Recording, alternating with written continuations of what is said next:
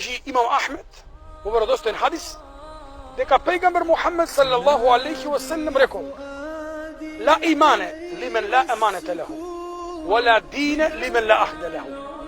Нема иман, нема вера, нема верување оној кој не се придржува зададениот аманет. Ниту има вера оној кој не седи зададениот договор. Оној кој не се придржува за договорот кој го склучил со некого.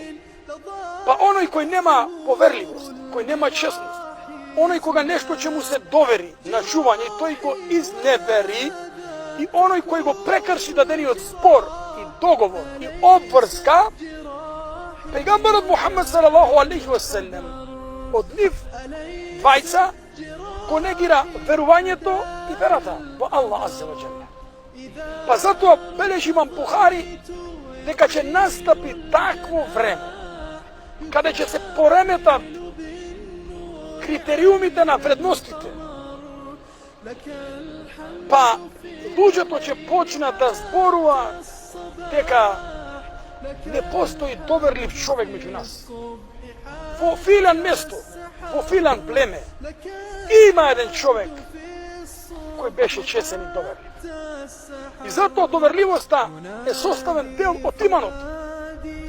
А таа е широк поим. Аллах азза ва џале аманетот на верата им го довери на планините, на небесата и на земјата. Меѓутоа тие одбија да го прифатат тој аманет. Бидејќи оваа вера има голема одговорност. Оваа вера е товар и тежија кој треба да се пренеси до идните поколенија. Па Господарот Аллах субханаху ва таала вели: инна редна al-amanata ala as-samawati wal-ardi wal-jibal.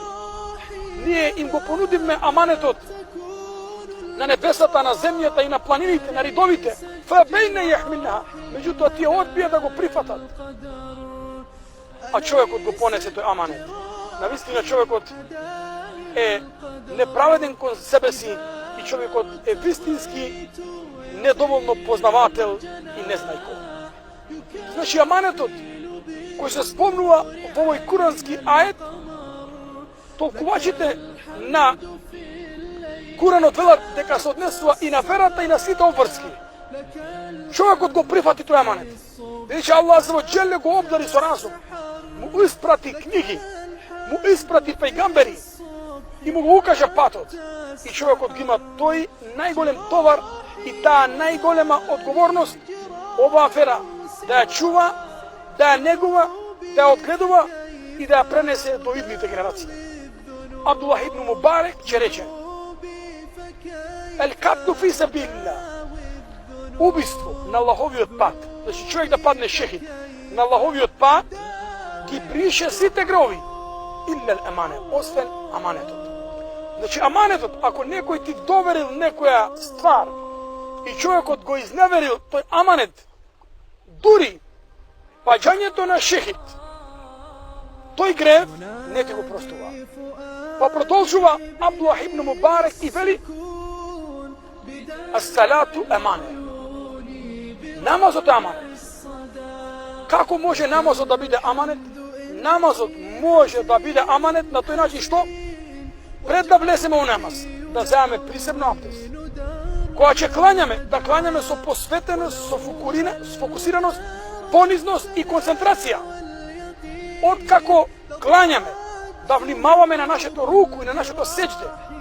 Откако ќе склањаме, да внимаваме на нашиот намаз. Бидејќи Аллах азза ва џале во еден курански ајет вели: Хафизу але салавати ва салати л-вуста ва куму лиллахи қанитин. Извршувајте ги намазите и чувајте ги намазите, а посебно средишниот намаз. Значи намазот да го чуваш, тоа е аманет. Како што рекол мудриот Лукман Ал-Хаким, рекол: кога си во намаз, чувај го срцето, бидејќи во твојот намаз Аллах го бара срцето. Бара твојата концентрација, твојата скрушеност и посветеност. Кога си на софра, чувај го својот стомак, својот желудник, внимавај колку јадеш. Кога си со луѓето, внимавај да го чуваш својот јазик, да не ги увредиш. da ne gi ponižiš, da ne gi osramotiš.